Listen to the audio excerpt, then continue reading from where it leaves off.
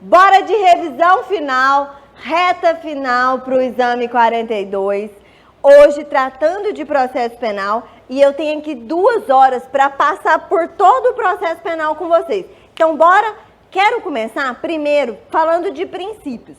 Mas eu trouxe aqui para vocês apenas 3 princípios que eu trago aqui como os que mais caíram em questões.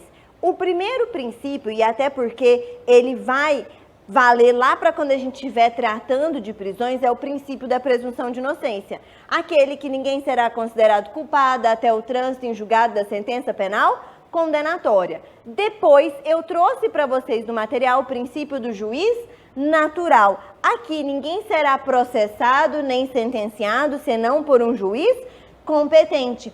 Esse princípio veda o que? O tribunal de exceção. Por que eu trouxe ele? Porque a prova já te perguntou se violaria o princípio do juiz natural a questão do juiz substituto. O fato de eu ter um juiz substituto viola o princípio do juiz natural? Não. E por fim, trouxe aqui o princípio da ampla defesa. A todos os litigantes em processo judicial e aos acusados em geral, a gente tem que assegurar o contraditório e a ampla defesa. Trouxe ele porque nós vamos ver a diferença de inquérito para processo. Em inquérito eu não tenho ampla defesa e não tenho contraditório, tá? E por fim, deixei aqui também no material para vocês o princípio do nemo tenero si detegere, o princípio da não autoincriminação. Gente, tudo que o réu, o investigado, o acusado, o nosso cliente tiver que fazer, ele vai fazer? Não vai, porque veda-se o comportamento proativo desse agente. Eu não vou me autoincriminar. Então, eu vou fazer bafômetro? Não. Eu vou participar de acariação? Não. Eu tenho que comparecer na delegacia para prestar depoimento? Não. Eu tenho que participar do meu interrogatório? Não. Eu tenho que participar da reprodução simulada dos fatos que o delegado me intimou? Não. Então, nada que eu precisar fazer, eu vou fazer. Combinado? Então, vem aqui para o material que eu deixei anotado para vocês. Ó, temos aqui o princípio da presunção de inocência ou presunção de não culpabilidade. Vai servir para a gente lá em prisão, porque lá em prisão a gente vai ver que a prisão ela é uma exceção e não a regra, até em decorrência desse princípio. Juiz natural, o que eu quero que vocês lembrem de juiz natural? Que juiz substituto não veda o princípio do juiz natural, tá? Então, juiz substituto não atrapalha o juiz natural. Ampla defesa e contraditório, porque nós vamos ver que lá no inquérito a gente não tem eles. E esse aqui, ó, gente, como mais importante, veda-se o comportamento proativo do agente. Tudo que o agente tiver que fazer, ele vai fazer? Não. Eu até brinco com os meninos que a gente fala assim, eu não sou obrigada a ir ao bar. Eu não preciso ir ao bar. Eu não preciso fazer bafômetro, acariação e reprodução simulada dos fatos. Tranquilo? Esse comecinho aqui, reprodução simulada dos fatos. Comecinho de processo penal com princípios. Agora vem cá comigo. Saindo de princípio, vamos para a parte inicial do Código de Processo Penal. Artigo 1º, artigo 2º e artigo 3º, que vai nos trazer o quê? Lei processual penal no tempo e lei processual penal no espaço. Gente, o que a gente precisa lembrar? Lei processual penal no espaço, artigo 1º. O Código de Processo Penal, ele só vai vigorar, ele só vai funcionar onde? No espaço Brasil. Eu só tenho o Código de Processo Penal funcionando aonde? No Brasil. Isso quer dizer que o Código de Processo Penal, ele vai vigorar nos Estados Unidos? Na Europa? Na Argentina? Não. Aqui em processo penal, a gente tem o princípio da territorialidade. Cuidado para não confundir com direito material Código Penal. Porque lá no artigo 7º, a gente tem o princípio da extraterritorialidade. Até lá em penal tem aquelas questões, né? Um avião de bandeira holandesa que tinha argentino, que matou o brasileiro, né? Isso é princípio da extraterritorialidade. Aqui não. Aqui a gente tem o quê? Territorialidade. O Código de Processo Penal só funciona no Brasil. E a FGV te cobrou uma questão, até trouxe ela para a gente analisar, te falando assim, se violar um direito e garantia processual lá nos Estados Unidos, vai valer aqui no Brasil, por exemplo, num cumprimento de uma carta rogatória? Vai, porque o Código de Processo Penal só funciona no Brasil, então Lei Processual Penal no espaço. Agora, Lei Processual Penal no tempo. Gente, o que quer dizer essa Lei Processual Penal no tempo? Que se eu tenho uma norma que entrou em vigor hoje, de direito processual penal, e ela é prejudicial ao réu, ela é prejudicial ao acusado, ela vai valer? Vai, mas professora, ela é prejudicial. Mas cuidado, aqui é diferente do direito penal. Então, uma lei processual penal no tempo, quer dizer que ela vai se aplicar imediatamente, tá bom? Agora, cuidado que a gente traz aqui na lei processual penal no tempo o sistema dos atos processuais. Porque o processo penal, ele vai dividir por atos. Então, eu tenho ali o ato da citação, o ato da denúncia, o ato da intimação.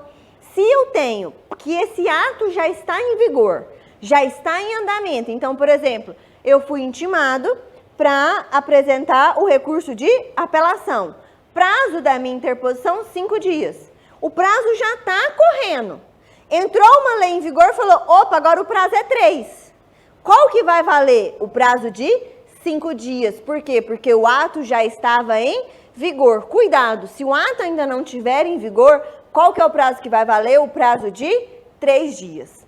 Ainda dentro desse comecinho de processo penal, artigo 3º-A, que foi incluído pelo pacote anticrime. Gente, a gente teve que ter um artigo para falar assim, o Código de Processo Penal adota o sistema acusatório. O que é o sistema acusatório? Eu tenho juiz, defesa, Ministério Público. Eu tenho alguém que julga, eu tenho alguém que defende, eu tenho alguém que acusa. Isso é o sistema acusatório. Até para diferenciar de outros sistemas, como o sistema inquisitivo, que a figura de quem acusa e de quem julga estava na mesma pessoa. Aí você está aí do outro lado da telinha e fala assim, tá bom, nossa, beleza, ridículo. Caiu no exame passado, perguntando qual que era o sistema adotado pelo Código de Processo Penal, sistema acusatório. Tranquilo? Vamos ver questão, então, sobre esse início de processo penal? Vem comigo. Ó, antes até da gente entrar em questão, eu deixei separadinho para vocês aqui, ó, no material, o artigo 1º, que vai falar da aplicação da lei processual penal no espaço. Lembrar, ó, que vigora o princípio da territorialidade. Gente, aqui a gente tem uma exceção, que é a exceção do rim. Ou seja, se a gente estiver tratando de crime de responsabilidade ou ainda de direito internacional, a prova nunca te cobrou isso, ou então direito militar, não se aplica o Código de Processo Penal, mesmo que esteja dentro do espaço Brasil, tá? Então, cuidado com essa exceção. E aqui no artigo 2º, a aplicação da lei processual penal no tempo, a lei processual aplica-se desde logo. Tranquilo? E aqui no artigo 3º-A, a gente está tratando do sistema acusatório. O processo penal terá estrutura acusatória, vedando a iniciativa do juiz na fase de investigação. Bora, vamos tratar de questão. Questão 1. Em um processo em que se apura a prática do delito de supressão de tributo e evasão de divisa, o juiz federal da 4ª Vara Federal Criminal de Arroizinho determina a expedição de uma carta rogatória para os Estados Unidos da América, a fim de que seja interrogado o réu Mário. Em cumprimento à carta, o Tribunal Americano realiza o interrogatório do réu e devolve o procedimento à Justiça Brasileira, a 4ª Vara Federal Criminal. O advogado de defesa de Mário, ao se deparar com o teor do ato praticado, requer que o mesmo seja declarado nulo. Por quê? Tendo em vista que não foram obedecidas garantias processuais brasileiras ao réu. Exclusivamente sobre o ponto de vista da lei processual penal no espaço, a alegação do advogado está correta? Sim ou não, gente? O advogado, vem cá, o advogado, ele está correto em falar que não pode se utilizar essa carta rogatória porque ela violou direitos e garantias processuais? Não, o advogado está errado. Por quê? Porque o Código de Processo Penal, ele só vigora onde? No Brasil, ele não funciona nos Estados Unidos. Os Estados Unidos não têm que seguir ele. Então, a alegação do advogado, ela está errada. Então, a gente já pode excluir aqui, ó, a alegação do advogado está correta? A gente já pode excluir letra A e letra C. B, não, pois no processo penal vigora o princípio da territorialidade, já que as normas processuais brasileiras só se aplicam no território nacional. Perfeito. Mas por que a D está errada? Não, pois no processo penal vigora o princípio da extraterritorialidade? Não, vigora o princípio da territorialidade. Tranquilo, né? 2. A República Federativa Alfa reconhece o Poder Judiciário como um dos poderes independentes da República. Poderes independentes. Em Alfa, há um órgão de acusação independente, diferente do Judiciário, responsável por formular acusações criminais, tendo a iniciativa probatória. Em Alfa, um acusado seria um sujeito de direito no âmbito do processo penal. Maravilha, um sujeito de direito. E os princípios democráticos do processo penal, tais como o princípio do juiz natural, olha aí, da presunção de inocência, são reconhecidos. A partir dos fatos fornecidos, o país Alfa adota o sistema processual com traços mais marcantes do sistema acusatório. Eu tenho defesa, Ministério Público, juiz muito bem definido. Vem cá, não é sistema inquisitivo, porque no sistema inquisitivo eu tenho juiz e acusação numa figura só. Também não é um misto, muito menos consensual. Tranquilo? Bora, vamos ver mais questão. Ainda, ó, questão 3. João, no dia 2 de janeiro de 2015, praticou um crime de apropriação indébita majorada. Foi então denunciado como incurso nas sanções penais do artigo 168, parágrafo 1º, inciso 3º do Código Penal. Tudo bem. No curso do processo, nada é à toa, gente, mas antes de ser proferida a sentença condenatória, dispositivo do Código de Processo Penal de natureza exclusivamente processual sofre uma reforma legislativa, de modo que o rito a ser seguido no recurso de apelação é modificado. O advogado de João entende que a mudança foi prejudicial, pois é possível que haja uma demora no julgamento dos recursos. Nesse caso, após a sentença condenatória, é correto afirmar que o advogado de João deve... Gente, vamos saber interpretar. O que a questão está te perguntando? O advogado, ele vai seguir o novo rito ou o antigo rito? É isso. Como a gente sabe que a lei processual penal no tempo, ela se aplica imediatamente e o ato ainda não está em vigor, porque a gente falou aqui, ó, mas antes de ser proferida a sentença condenatória. Então, a gente não tinha o ato em vigor ainda, contando o prazo do recurso. Vem, esse recurso, o advogado vai contar o novo prazo ou o antigo prazo? O novo prazo, porque a lei processual penal no tempo se aplica de maneira imediata. Por que a questão te trouxe que essa lei processual, ela era exclusivamente uma norma de direito processual? Porque se for uma norma mista ou uma norma híbrida, ou seja, que eu tenho tanto matéria de direito processual quanto matéria de direito material, vai se aplicar o que a gente sabe do direito material. Não pode prejudicar o réu, não pode retroagir para prejudicar, se for uma norma mista ou híbrida. Por isso que a questão te trouxe que é a natureza exclusivamente processual. Então, vai se aplicar? Vai. Então, vem, ó. O advogado deverá respeitar o novo rito do recurso de apelação? Perfeito. Pois se aplica ao caso o princípio da imediata aplicação da lei nova? Perfeito. Nosso gabarito de prova, letra A. Mas vamos ver as outras. Não deverá respeitar o rito? Errado, porque ele deverá respeitar o rito. A gente já exclui letra B e letra C. Deverá respeitar o rito do recurso de apelação, tá?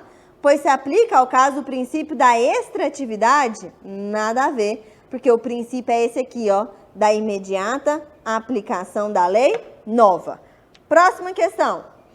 Em 23 de novembro de 2015, segunda-feira, sendo o dia seguinte útil em todo o país, Técio, advogado de defesa de réu em ação penal de natureza condenatória, é intimado da sentença condenatória de seu cliente.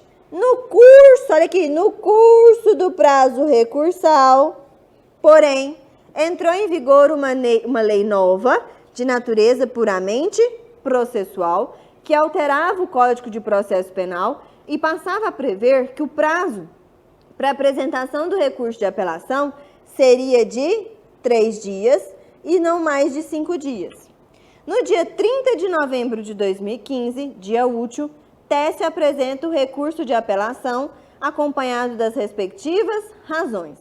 Considerando a hipótese narrada, o recurso do advogado é... Gente, vem cá. Nesse caso aqui, o advogado ele vai aplicar o prazo antigo de 5 dias ou ele vai aplicar o prazo novo de 3 dias? Aqui a gente está na exceção. Lembra? Se o ato já está em vigor e a lei nova surge, vai se aplicar a lei nova? Não, vai se aplicar a lei antiga porque o ato já está em vigor. Então, qual que é o prazo que o advogado deveria observar? O prazo de 5 dias e não o prazo de 3 dias. Tranquilo, pegamos. Agora, para a gente saber se esse recurso dele é tempestivo ou intempestivo, a gente precisa contar prazo. Vem cá comigo no quadro, vamos contar esse prazo rapidão. Olha aqui. Como que eu vou contar um prazo no processo penal? Ele me falou que o prazo dele foi dia 23 de novembro. 23 de novembro de 2015, segunda-feira. Ó, 23 de novembro de 2015, segunda-feira. Te falou que o próximo dia era dia útil, terça-feira. Terça-feira, dia 24 de novembro de 2015. Como que eu vou contar esse prazo? Ele foi intimado aqui na segunda, não foi? Eu vou excluir o dia do início e vou contar o próximo dia útil subsequente. Então, o meu prazo vai começar a contar aqui, ó, na terça-feira. Então, aqui deu um dia. O nosso prazo é de quantos? Prazo antigo? 5 dias. Então, 1, 2, 3, 4, 5. Nosso prazo vai acabar onde? Aqui. Mas vem quarta, quinta, sexta, sábado. 25, 26, 27 e 28. O nosso prazo acabou no sábado, 28 de novembro, porque dá 5 dias, certo? Só que a gente não pode acabar o nosso prazo em final de semana ou feriado. Se prorroga para o próximo dia útil subsequente, que vai ser o quê? Segunda-feira. Então, aqui, 29, domingo. Nosso último dia do nosso prazo é dia 30 de novembro, segunda-feira.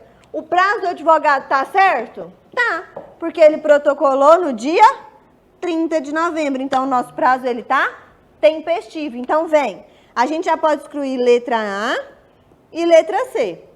Letra B, tempestivo, certo? Aplicando-se o princípio do tempus rege actum. O tempo rege o ato. E o antigo prazo processual deve ser observado. Perfeito. É o que traz o artigo 2º do Código de Processo Penal, Lei Processual Penal no tempo.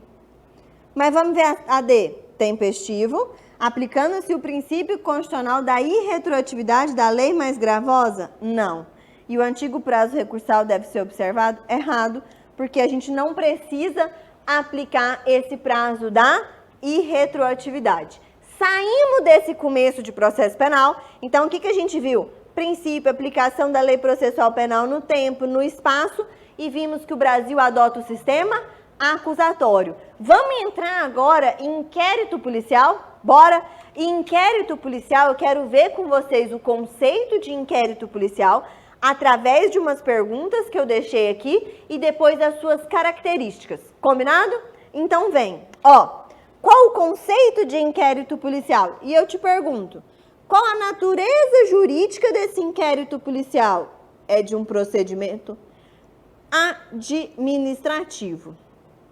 Inquérito policial, gente, não é processo. Então, um procedimento administrativo.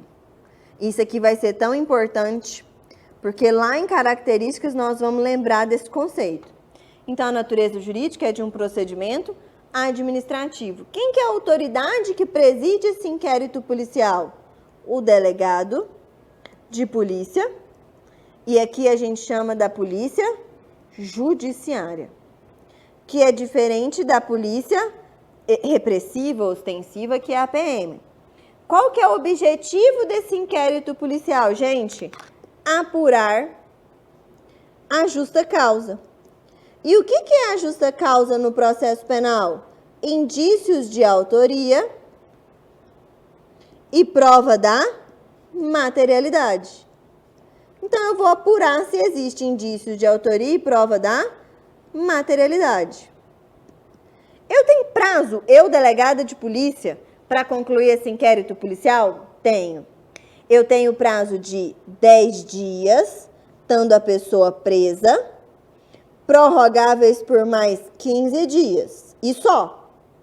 Agora, se a pessoa está solta, eu tenho prazo de 30 dias, podendo ser prorrogado por quantas vezes forem necessário. E qual que é a finalidade desse inquérito policial? Contribuir para a opinião delitiva do titular da ação penal. Então, eu vou contribuir com a opinião delitiva do Ministério Público ou do ofendido. Gente, então qual que é o conceito de inquérito policial? É um procedimento administrativo presidido pela autoridade policial, que tem como objetivo apurar indícios de autoria e prova da materialidade, com prazo de 10 dias, estando a pessoa presa, prorrogáveis por mais 15 dias, estando solta 30 por mais 30, e que tem a finalidade de contribuir para a opinião delitiva do titular da ação. Vem aqui, como que eu instauro esse inquérito policial? Eu posso instaurar esse inquérito policial através de um APF. O que é o APF? O auto de prisão em flagrante, a pessoa acabou de ser presa, eu vou instaurar então esse APF e eu instauro o inquérito. Ou ainda, através de uma notitia criminis, que é a de ofício aqui pelo delegado. Por que eu trouxe essa notícia crime? Vem cá, rapidinho.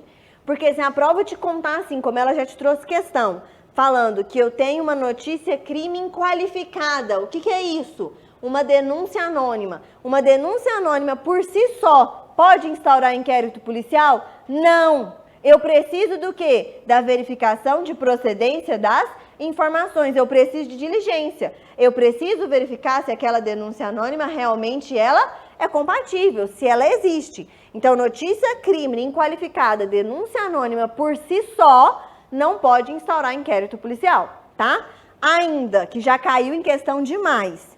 Eu posso ter inquérito policial instaurado mediante requerimento do ofendido. Se o ofendido chega na delegacia e quer instaurar o inquérito, vem cá, e o delegado fala assim, doutor, hoje não. Hoje está tendo festinha da delegacia aqui, aniversário do colega, não vou instaurar esse inquérito não. A prova te pergunta, o que você faz, advogado? Qual que é a medida cabível? Chora? Um reze? Não. Você vai fazer um requerimento para o chefe de polícia. Gabarito de prova. Tranquilo? Vamos tratar das características para a gente ir para as questões. Vem. Ó, quais são as características do inquérito policial? E quando eu falar para vocês assim, ó, gente, quais são as características do inquérito policial? Vocês vão responder para mim assim, sei, o doido. Ó, características do inquérito policial, sei, o doido. Vou passar só pelas importantes, tá? O inquérito policial, ele é sigiloso. Aqui o que eu preciso lembrar? É obrigatória a presença do advogado na delegacia? Não. Mas o advogado, ele pode ter acesso a esse inquérito policial? Pode, mas o inquérito é sigiloso, não para o advogado. Ele é sigiloso para um jornalista, para uma pessoa comum. Agora, o advogado, ele pode ter acesso, ele deve ter acesso aos autos do inquérito policial, mesmo que sem procuração, tá? Tranquilo? Até aqui a gente tem uma súmula, hein? É direito do defensor ter acesso aos autos do inquérito, desde que devidamente documentados. Então, se esse inquérito está documentado, eu vou ter acesso a esse inquérito? Vou. Ah, mas a prova te fala assim, que o inquérito ainda está sobre diligências em andamento. Você pode ter acesso ao inquérito? Não, tá? Outra característica do inquérito. Pula, porque ele não é importante. O inquérito é escrito, os atos orais serão reduzidos a termo. Agora esse aqui, ó. O inquérito, ele é inquisitivo. Gente, o que é eu falar que o inquérito policial é inquisitivo? Não tem ampla defesa e não tem contraditório. É obrigatória a presença do advogado na delegacia? Não. O advogado precisa estar junto com o réu lá para prestar o interrogatório? Não. O advogado pode fazer pergunta para as testemunhas lá? Não. Não tem ampla defesa e não tem contraditório. Agora, cuidado, porque se o investigado fala a palavrinha mágica, qual que é a palavrinha mágica? Eu só falo na presença do meu advogado, que todo mundo deveria falar, né? O advogado precisa estar presente? Precisa, tá? E aqui, por que eu quero trazer isso aqui? Para lembrar com vocês o seguinte, o pacote anticrime, que já nem tá tão mais novo assim, né? Ele incluiu o artigo 14A e a prova ainda não te cobrou. O que eu acabei de falar para vocês, eu vou até reduzir para 1.0 aqui na velocidade. Precisa de advogado? Não. Porque o inquérito policial, ele é inquisitivo. Mas, contudo, entretanto, todavia, se esse investigado que está lá na delegacia é um policial, é um PRF, é um PM, é um PF, é um PC, qualquer força armada prevista no artigo 144 da Constituição Federal, é obrigatória a presença do advogado. Então, cuidado com isso. Se quem está sendo investigado é um policial, mas ele está sendo investigado porque se utilizou de força letal no exercício das funções. Então, vamos supor aqui uma história, talvez inverídica, né? Que um PRF pegou um transeunte que estava passando ali na rua, jogou lá no camburão da polícia, fechou tudo e jogou uma bomba de gás lacrimogêneo. Parece que se alguém ficar preso num carro, soltar uma bomba, ela morre. Está sendo investigado isso na delegacia. O que o delegado ele tem que fazer? Ele tem que prestar atenção. Ele tem que intimar esse advogado, ou esse investigado, para que esse investigado constitua advogado num prazo. Se tem prazo, a prova gosta. E ela ainda não te cobrou isso. A prova vai tentar te pegar no prazo, vai te falar prazo de 24, 48 e 72 horas. Qual que é o prazo que esse policial precisa para constituir advogado? No prazo de 48 horas, o meio. Então, não é 24, que é muito pouco, 72 é muito, é no meio termo.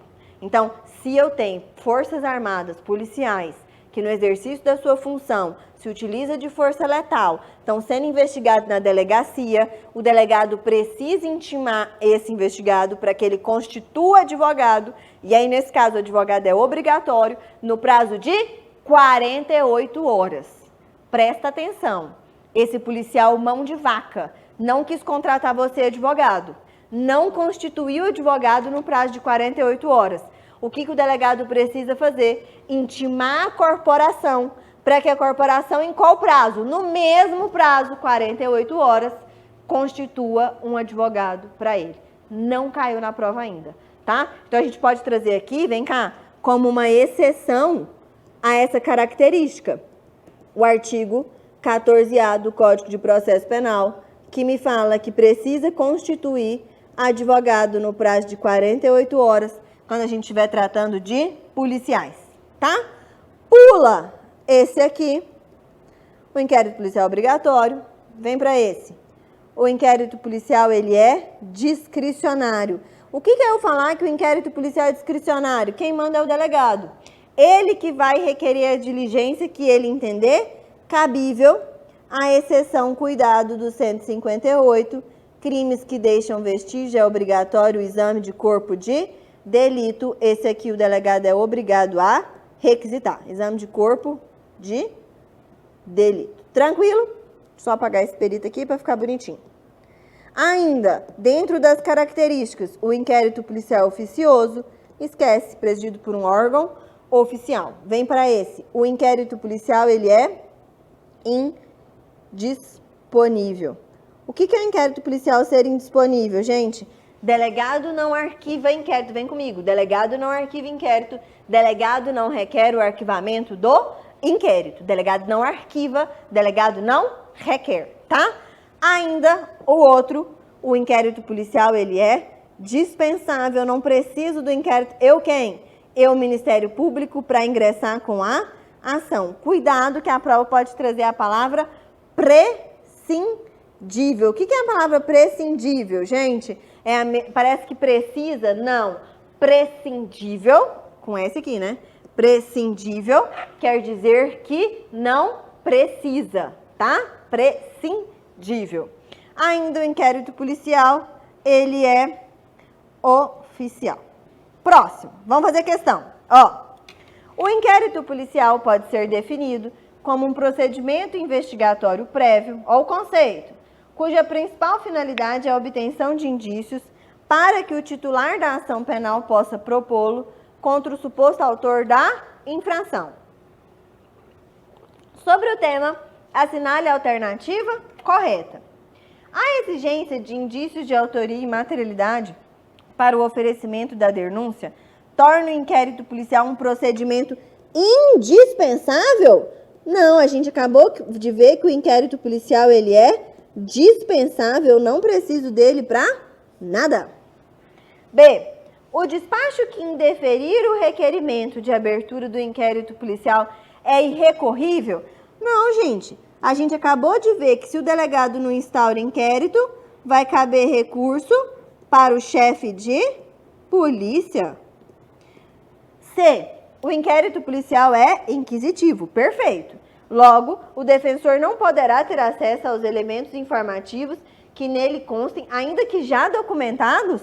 Oi, me ajuda, FGV. O advogado ele vai ter acesso, sim, aos elementos do inquérito, ainda mais se documentados. Então, só sobrou a letra D. A autoridade policial, ainda que convencida da inexistência do crime, por exemplo, pode ser um fato atípico, não poderá mandar arquivar os autos do inquérito já instaurado. Perfeito, gente. Aqui, ó, característica do indisponível. Delegado não arquiva inquérito. Delegado não requer o arquivamento. 2. Flávia foi acompanhada por você na qualidade de advogada à presença da autoridade policial para noticiar a prática do crime de apropriação indébita e fraude processual supostamente praticada por seu ex-marido, descrevendo a prática do crime, fornecendo os dados qualificativos completos do suposto autor do fato, apresentando o rol de testemunha e anexando documentação pertinente à materialidade delitiva e de indícios de autoria. O delegado de polícia, após 5 dias da confecção do registro da ocorrência, sem que tenha sido praticado nenhum ato para verificação da procedência das informações, despachou nos autos do inquérito pelo indeferimento da instauração do inquérito policial e determinou a suspensão do procedimento. Nesse caso, você deverá requerer o quê? O que aconteceu? Vamos ler aqui de novo, ó. O delegado de polícia, vocês boiaram aí, né? O delegado de polícia, após 5 dias da confecção do registro da ocorrência, então a vítima foi lá, registrou a ocorrência. Passou 5 dias, o delegado não fez nada. Aqui, nenhum ato para verificar a procedência das informações. Lembra que eu falei para vocês que precisa da VPI? E ele despachou no inquérito policial pelo indeferimento da instauração do inquérito. Ou seja, gente, ele não vai instaurar inquérito policial e determinou a suspensão do procedimento. Lembra que a gente viu? Vem cá. Lembra que a gente viu? Cuidado com a interpretação de texto. Lembra que a gente viu que se o delegado indefere a abertura, ó, quase que não sai, a abertura do inquérito policial, vai caber recurso para o chefe de Polícia. Então, vem cá, qual que vai ser o nosso requisito? Nosso gabarito quer dizer apresentar recurso para o chefe de polícia para que se manifeste sobre o indeferimento da instauração do inquérito policial. Perfeito. Mas vamos ver as outras. Letra D. Apresentar recurso ao Ministério Público? Não, não tem isso aqui. Requerer a remessa dos autos ao juiz para que se manifeste? Não, não tem juízo. Requerer a remessa dos autos ao MP? Não.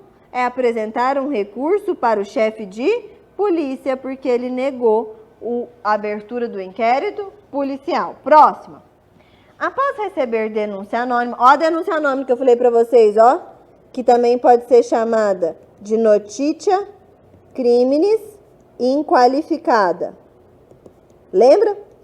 Por meio de disque denúncia de grave crime de estupro com resultado morte, que teria sido praticado por Lauro, 19 anos, na semana pretérita, a autoridade policial de imediato, pode? Instaura inquérito policial para apurar a suposta prática delitiva. Laura é chamada à delegacia e apresenta sua identidade recém-obtida. Em seguida, é realizada sua identificação criminal com colheita de digitais e fotografias. Em que pese não ter sido encontrado o cadáver até aquele momento das investigações, a autoridade policial, para resguardar a prova, pretende colher material sanguíneo do indiciado Lauro, para fins de futuro confronto. Gente, pode? Isso aqui? Lembra que eu falei para vocês, lá no comecinho da aula, princípio da não autoincriminação. Ele não é obrigado a oferecer o material genético. Com base nas declarações de uma testemunha presencial localizada, uma reprodução simulada dos fatos. Ele precisa fazer? Não. No entanto, Lauro se recusa a participar da reprodução simulada quanto a permitir a colheita do seu material genético. Perfeito. É ainda realizado o reconhecimento de Lauro por uma testemunha, após ser-lhe mostrada a fotografia dele, sem que fosse colocada imagens de outros indivíduos com características semelhantes. Aqui, quando a gente tratar de provas, a gente vai ver que para o reconhecimento, eu preciso colocar pessoas com características semelhantes. Ao ser informado sobre os fatos, na defesa do interesse do seu cliente, o advogado de Lauro, sob o ponto, deverá estabelecer o quê? Letra A. O inquérito policial não poderia ser instaurado de imediato. Perfeito. Com base em denúncia anônima isoladamente. O que precisa, gente? Verificar a procedência das informações, sendo exigida a realização de diligências preliminares para confirmar as informações iniciais. Perfeito. Mas vamos ver por que as outras estão erradas. B. O indiciado não poderá ser obrigado a oferecer seu material genético para a autoridade policial. Perfeito. Ainda que seja possível constrangê-lo a participar da reprodução simulada dos fatos. Não, ele não precisa participar da reprodução simulada dos fatos. C. O vício do inquérito policial, no que tange ao reconhecimento de pessoas, invalida a ação penal como um todo, ainda que baseada em outros elementos informativos e não somente no ato viciado. Lembra, gente, que o inquérito policial ele é dispensável, eu nem preciso dele. Então, os atos viciados no inquérito policial não prejudicam a ação penal. Tranquilo? Então, não é a letra C. D. A autoridade policial, como regra, deverá identificar criminalmente o indiciado como regra, ainda que civilmente identificado por meio de processo datiloscópio, mas não poderia fazê-lo por fotografia. Errado. Gente, se eu sou civilmente identificada, você é, todo mundo é. O que é ser civilmente identificado? A minha identidade tá perfeita, sem rasura, que aqueles dados batem ali com o que está escrito na Receita Federal, que bate com o meu passaporte. Os dados batem um com o outro, tudo certo? Eu sou civilmente identificado. Então, eu vou chegar lá na delegacia e vou pôr dedinho? Jamais. Não vou pôr dedinho. Não vou ser criminalmente identificada. Tranquilo? Próxima questão ainda. Terminamos o inquérito. Acabamos o inquérito policial. Vimos o que a gente tem de mais importante dentro de inquérito. Vamos mudar o tema. Próximo, ação penal. Aqui em ação penal, gente, eu quero que vocês saiam desse reta final, dessa revisão, sabendo a diferença entre decadência, perempção, perdão e renúncia. Bora, presta atenção, sai do celular. Vem cá. Se eu estiver tratando com vocês de ação penal, como que eu, juíza, vou saber que aquele inquérito policial que está apurando aquele crime X, ele vai se tratar de ação penal pública ou de ação penal privada? O próprio código vai te trazer isso. Então, se a gente abrir lá o artigo 121, matar alguém no Código Penal, a gente lê os parágrafos, lê os incisos, lê os artigos subsequentes, vai ter algum artigo que vai me trazer qual que é a ação penal daquele crime? Não. Então, no silêncio da lei, aquele crime é de ação penal pública incondicionada. O Ministério Público não precisa de condição nenhuma para ingressar com a ação. Agora, se eu abro um 171, estelionato, e lá no parágrafo 5º do estelionato vai estar assim: este crime se procede mediante representação. Quer dizer que é um crime de ação penal pública condicionada à representação. O Ministério Público, ele precisa de uma condição de procedibilidade. Qual que é essa condição? A representação. A vítima precisa ir lá e representar. Agora, se eu abro lá 138, 139, calúnia, difamação, injúria, crimes contra a honra, e eu vou lendo, vai ter um artigo nas disposições gerais, salvo melhor juízo 140 ou 141 do Código Penal, que vai te falar assim: os crimes deste capítulo se procede mediante queixa. Se procede mediante queixa, quer dizer que é um crime de ação penal privada. A vítima precisa contratar um advogado para o advogado oferecer queixa. Então, eu vou fazer uma linha do tempo rapidinho com tudo isso que eu te falei antes da gente entrar nas questões. Vem cá, ó. Aqui em ação penal, gente, se eu tenho um inquérito policial que está apurando a prática de um crime X. Esse inquérito policial ele foi concluído mediante um relatório e encaminhado para o Poder Judiciário. Para o Poder Judiciário na figura de quem? Do juiz. O juiz vai verificar assim: esse crime que está sendo investigado, ele se procede mediante qual ação penal? Aí ele vai verificar se é um crime de ação penal pública ou se é um crime de ação penal privada. Se for um crime de ação penal pública, ele sabe que o titular é quem? O MP. Que o MP ele tem um prazo. Qual o prazo? 5 dias o Pebinha preso, 15 dias o Pebinha solto, para ele fazer o quê? Ou ele vai oferecer denúncia, porque ele entende que está presente a justa causa, ou ele vai oferecer o ANPP, ou ainda ele vai pedir novas diligências para a delegacia, ou ele vai promover o arquivamento. Quem arquiva é o Ministério Público, tá? Mas se for ação penal privada, quem que é o titular? O ofendido. O ofendido tem um prazo? Tem um prazo. Vem cá, decora esse prazo que eu vou gritar ele o tempo inteiro quando a gente estiver tratando de ação penal. Dentro de ação penal, eu preciso lembrar do prazo de 6 meses.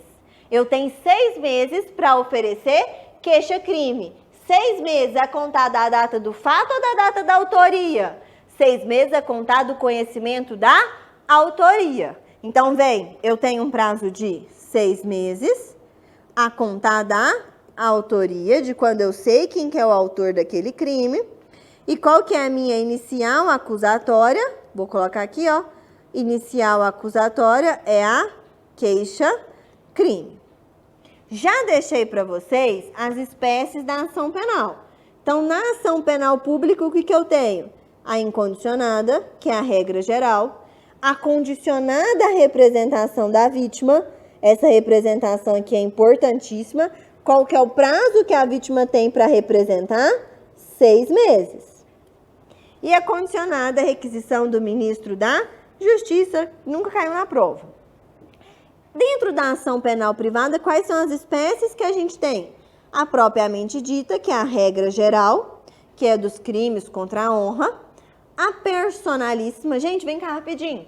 Qual que é a diferença da personalíssima para a propriamente dita? A personalíssima só tem um único crime. E eu ainda brinco muito que eu nunca vou cair nesse crime, que eu nunca vou casar. Casar já deve ser ruim. Aí você pensa você casar e casar enganado? Minha filha, só você que casou enganada pode ingressar com a ação. Aqui a gente não tem o CAD, o cônjuge, ascendente, descendente ou irmão para ingressar com a ação contra você, diferente da propriamente dita, tá? Essa é a única diferença. E a gente tem a ação penal privada subsidiária da pública. As únicas que a gente precisa prestar atenção e saber é essa aqui, ó. A condicionada à representação e a ação penal privada subsidiária da pública. Gente, vem cá. Na ação penal privada subsidiária da pública, o crime, ele nasce público, tá? É um crime de furto, é um crime de roubo. Só que o Ministério Público, no prazo legal, que prazo? 5 dias preso, 15 dias soltos, não fez nada.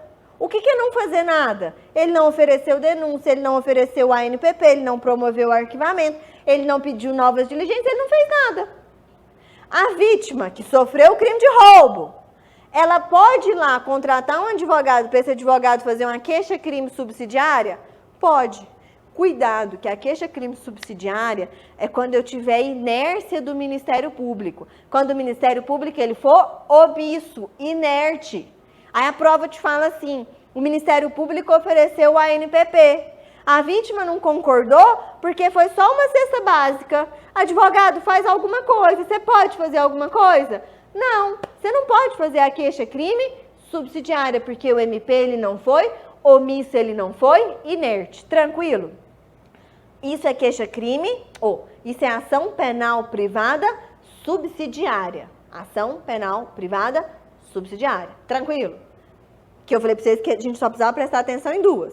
Dentro de ação penal privada, a ação penal privada subsidiária da pública. Dentro de ação penal pública, eu só preciso prestar atenção em uma. Qual? A representação. Por quê? Vem cá no quadro. Qual que é o prazo que eu tenho para representar? Eu tenho prazo de, grita aí do outro lado da telinha. Eu tenho prazo de 6 meses. Então, eu tenho prazo de 6 meses para oferecer a representação, para que o Ministério Público vá lá e ofereça denúncia. Representei dentro do meu prazo de 6 meses. Posso desistir? Ah, não quero não. Nem tem que ir lá no fórum, não vou. Posso desistir dessa representação? Posso. Mas eu posso desistir por um prazo ad eterno? Não. Eu posso desistir. Isso chama como retratação, Instituto da Retratação, desde que até o oferecimento da denúncia. Então, cuidado, vem cá. Posso representar? Posso. Qual que é o prazo? 6 meses. Posso desistir? Ou seja, eu posso retratar? Posso. Até quando? Ó, até o oferecimento da denúncia. Cuidado com isso. Até o oferecimento da denúncia. Mas é Lei Maria da Penha. E não é porque é Lei Maria da Penha que tudo que a gente sabe de ação penal vai mudar. O crime de ameaça é um crime condicionado à representação. Se eu, Daniela, sou vítima do crime de ameaça, eu tenho que ir lá e representar. Mas se eu, livre guarda, estou casada, sofri ameaça dentro do contexto de violência doméstica e familiar, eu vou ter que representar? Vou também. Eu posso desistir dentro da Lei Maria da Penha? Posso, normal. O que vai mudar? Isso aqui, ó. Eu vou poder me retratar, mas não vai ser até o oferecimento da denúncia. Eu vou poder me retratar, mas no caso de Lei Maria da Penha, até o recebimento da denúncia. Cuidado com isso. E aqui nesse recebimento da denúncia, tem até uma questão que a gente vai fazer que teve 90% de erro. Porque você vai ler a questão e vai falar assim, nossa, é Lei Maria da Penha, ela pode representar, ela tem um prazo de 6 meses, ela pode desistir, chama retratação, até o recebimento da denúncia. Aí você leu só até o recebimento da denúncia. Mas ela se retratou perante a delegacia. Pode? Não. Porque na Lei Maria da Penha, aqui no recebimento da denúncia, ó, gente, eu preciso ter uma audiência específica com o juiz. Então, não basta ter só o recebimento da denúncia. Eu preciso ter recebimento da denúncia mais audiência, tá? Volta. Antes da gente entrar em questões, O que a gente precisa lembrar de ação penal? Causa de extinção da punibilidade. Vem cá que eu deixei anotado para vocês. Decadência. Se eu tenho decadência, põe um conceito Baidani aí, ó. Decadência é o quê? Perdeu o prazo. Que prazo que a gente tem em ação penal que eu tô gritando a toda hora? O prazo de 6 meses. Esses 6 meses a contar da autoria, esses 6 meses é para quê? Para representar, lembra que a gente viu? E para oferecer queixa-crime. Então, se eu perdi o prazo para representar, ou perdi o prazo para oferecer queixa-crime, o que aconteceu comigo? Decaiu o meu direito. Então, se você estiver lendo uma questão de causa de extinção da punibilidade, você vai pegar vai ter um monte de data. Você vai pegar a data que a pessoa ficou sabendo do conhecimento da autoria. Vai contar 6 meses. Peraí, ela representou depois de 6 meses? Ela ofereceu a queixa-crime depois de 6 meses? Gabarito de prova, decadência. Então, decadência, perdeu o prazo. Perempção, vem. Põe um conceito Baidani. Perempção, você manezou. O que é você manezou, gente, na perempção? A perempção tem um rol. Eu falo manezou, mas a perempção ela está num rol do artigo 60 do Código de Processo Penal. Mas é você manezou mesmo. Você não fez alguma coisa que você deveria ter feito. Por exemplo, você não pediu condenação. Você está lá na audiência. Aí, em alegações finais, você tinha que falar assim: Excelência, diante de todo o exposto, requer a condenação do querelado pelo crime de difamação e injúria. O que você falou? Excelência, diante de todo o exposto, requer seja feita a melhor justiça. Seja feita a melhor justiça. É pedir condenação, filho? Não, não é. Ou então, exemplos de prova. Excelência, o que Vossa Excelência achar por melhor entender, por justiça. Vossa Excelência entender? Não, filho, pede condenação. É pedir condenação. Ou então, você entrou com queixa-crime por calúnia e difamação. Aí lá em alegações finais, o que você fez? Excelência, diante de todo o exposto, requer a condenação pelo crime de calúnia. Cadê a difamação, querido? Você esqueceu? Então você manezou. Então vai acontecer o que com você? Uma perempção. O juiz vai dar uma sentença de extinção da punibilidade. E a renúncia e o perdão. A renúncia coloca assim, ó, antes do processo. Não tem processo ingressado. E o perdão? Depois do processo. Tanto renúncia quanto perdão se estende a todos. Só que no caso do perdão, a pessoa precisa aceitar. Então, a pessoa precisa aceitar. Então, na renúncia, gente, você não perdeu o prazo. Que prazo? 6 meses. Você está dentro do seu prazo. Mas você abre mão, você abdica do direito de ingressar com aquela ação. Ah, não, vou mexer com isso, não. Tem que ir no fórum, tem que contratar advogado, nem tô fora. Mas você está dentro do prazo? Tô. Se você quiser, você pode ir lá e fazer a ação? Pode. Mas você quer? Não. Então, o que aconteceu? Renúncia. E a renúncia contra um, ela se estende a todos. Se João e José, que ingressou com, que ofereceu ali... Que ofereceu não, né? Que praticou ali os xingamentos contra você, de difamação, de injúria. Você precisa ingressar contra os dois, certo? Você não pode escolher só um. Se eu renunciei ao José, o que aconteceu com o João? Renúncia. E o perdão?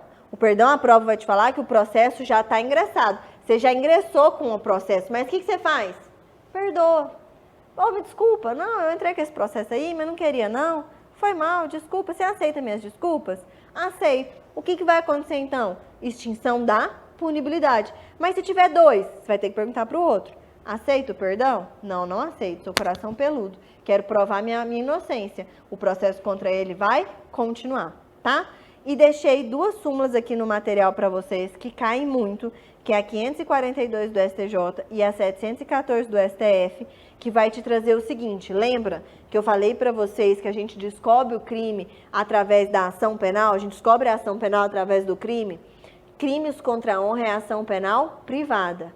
Mas se o funcionário público, no exercício das suas funções, que sofre o crime, ele pode escolher, ou ele ingressa com a queixa-crime, ou ele oferece representação e o Ministério Público oferece denúncia. É uma legitimidade concorrente.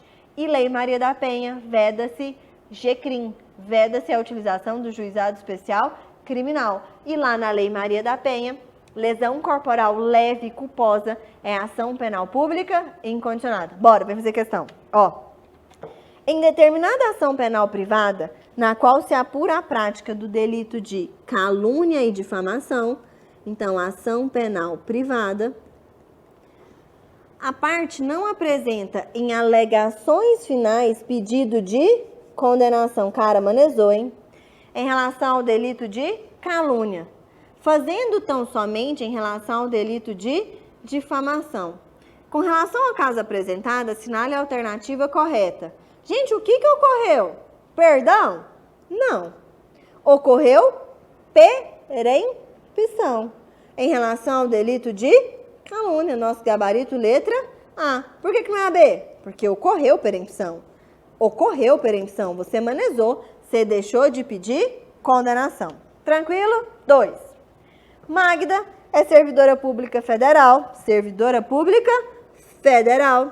trabalhando como professora em instituição de ensino superior, mantida pela União no estado do Rio.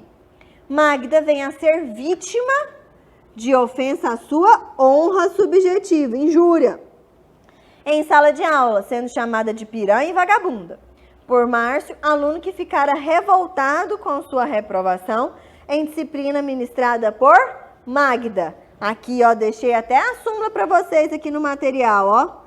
É concorrente à legitimidade do ofendido, mediante queixa do Ministério Público condicionada à representação nos crimes da contra-honra de servidor público em razão do exercício das funções. Então, a Magda, ela pode ajuizar queixa contra Márcio? Pode, imputando-lhe o crime de injúria? Pode. Magda só pode, ó, aqui, ó, cuidado, hein? Só pode? Só pode não. Porque ela também pode fazer representação. E o Ministério Público oferecer denúncia. Magda só pode oferecer representação? Não, porque ela pode fazer a queixa-crime. Magda não pode ajuizar queixa-crime? Não, ela pode ajuizar queixa-crime. Magda pode optar entre ajuizar queixa-crime ou oferecer representação? Perfeito, é o que diz a súmula 714. Cuidado com isso, tá? 3. Tício está sendo investigado pela prática do delito de roubo, tipificado no artigo 157. Roubo, ação penal pública.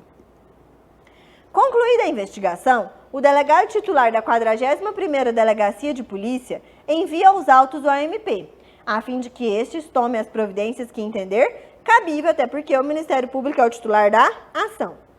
O parquê, o que é o parquê? Ministério Público. Após a análise dos autos, decide pelo arquivamento do feito. Perfeito. Lembra? Era uma das coisas que ele poderia fazer. Por falta de provas da autoria. A vítima ingressou em juízo com uma ação penal privada subsidiária da pública. Oi? O Ministério Público, ele foi inerte? Não. O Ministério Público, ele foi omisso? Não. O que ele fez? Arquivou, que é uma das coisas que ele pode fazer. O juiz, nesse caso, rejeitou.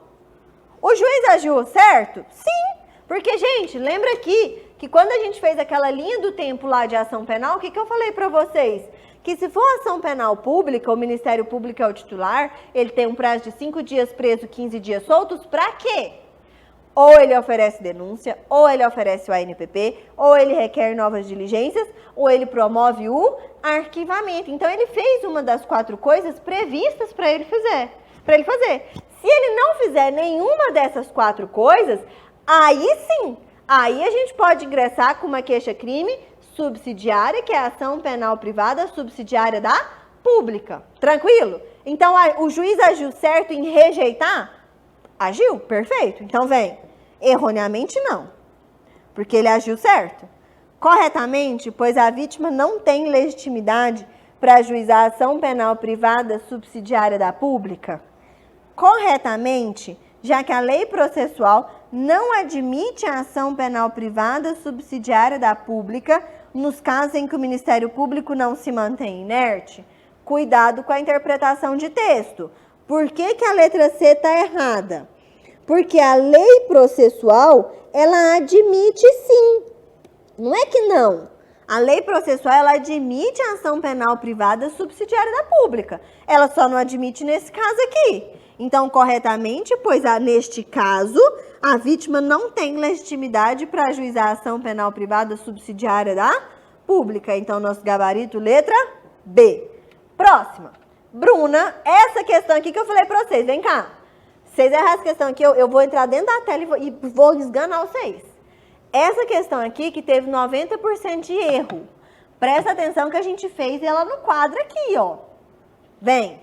Bruna compareceu à delegacia e narrou que foi vítima de crime de ameaça. FGV Boazinha ainda te falou, ó. Delito esse de ação penal pública condicionada à representação.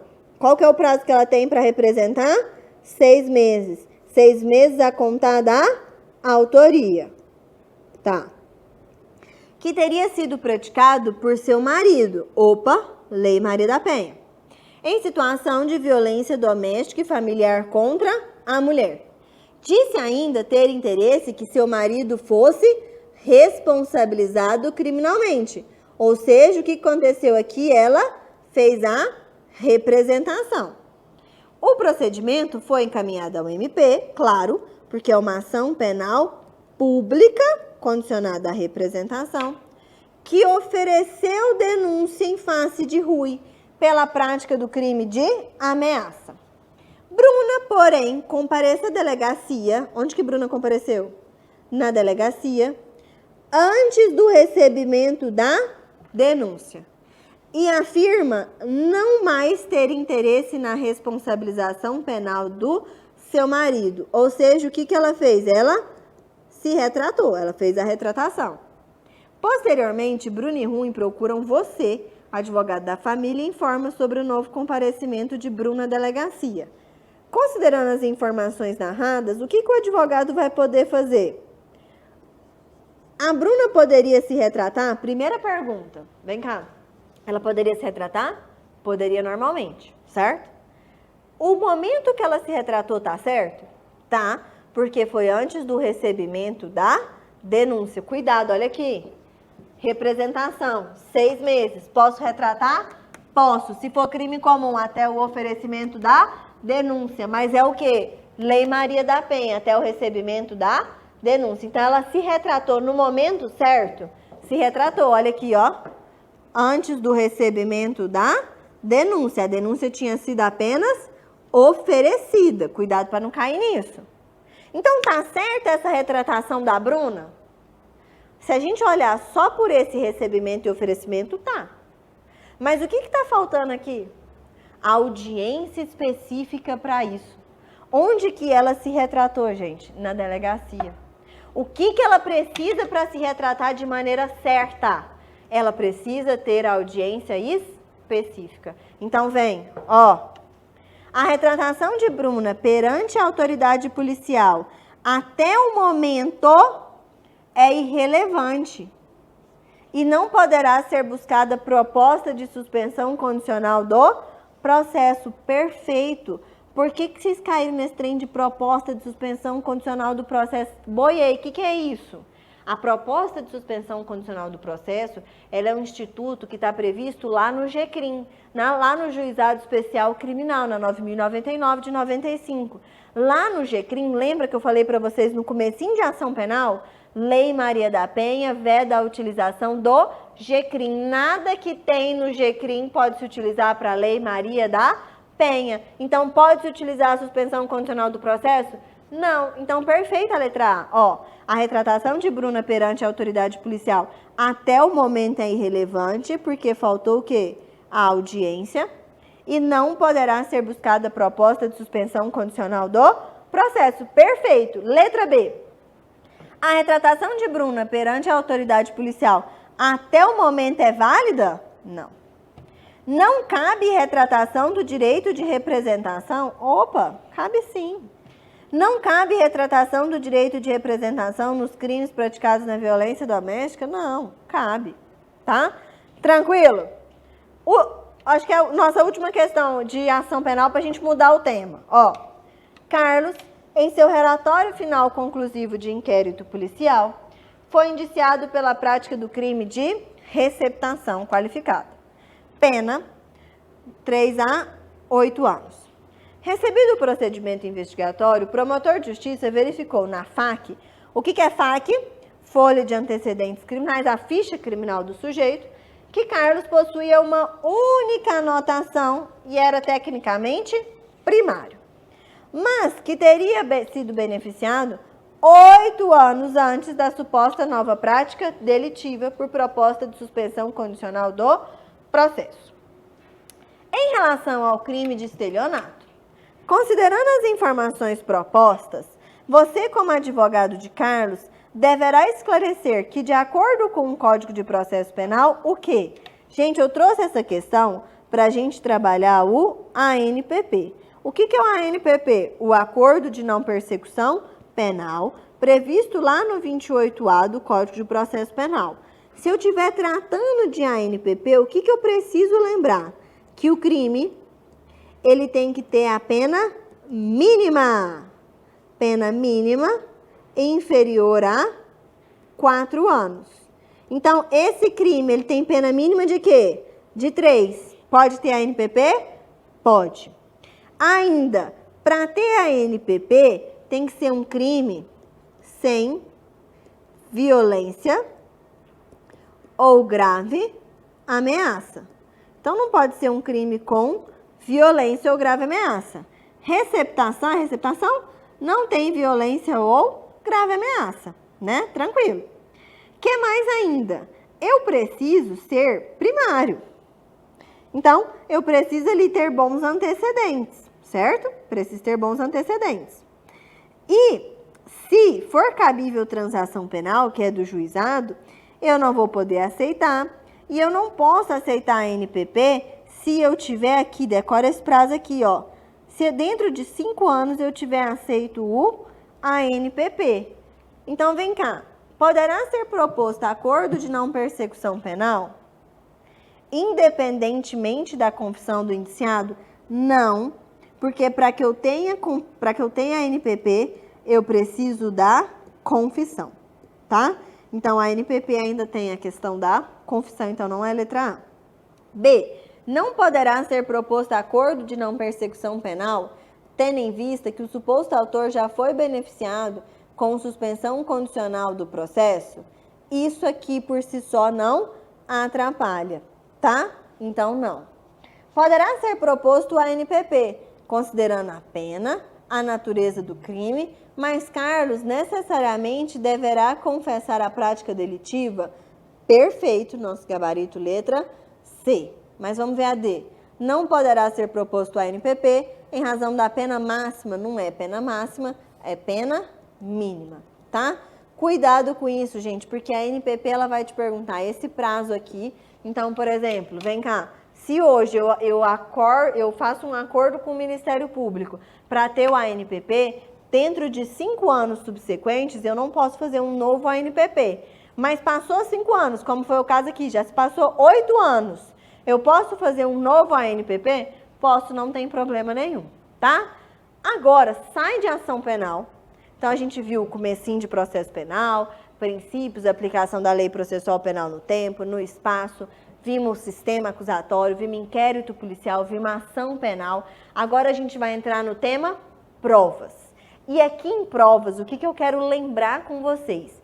Nós vamos pegar a parte mais importante, que é tratar de meios de prova, que são busca e apreensão, o interrogatório, testemunha, que são aqueles meios de prova que vão poder ser utilizados ali no processo. Tranquilo? Antes da gente entrar nos meios de prova, que é o que cai mesmo, eu quero lembrar com vocês 3 artigos dessa teoria geral das provas que cai muito. Vem cá comigo. Qual que é, gente, o sistema adotado? Bom, pode vir comigo na tela. Vem cá. Pode, o artigo 155, ele vai me trazer aqui, ó, o juiz formará sua convicção pela livre apreciação das provas. Esse artigo 155 está querendo me dizer que no Brasil a gente se utiliza do sistema do livre convencimento motivado. Ou seja, o juiz, ele pode condenar alguém ele pode absolver alguém baseado numa confissão?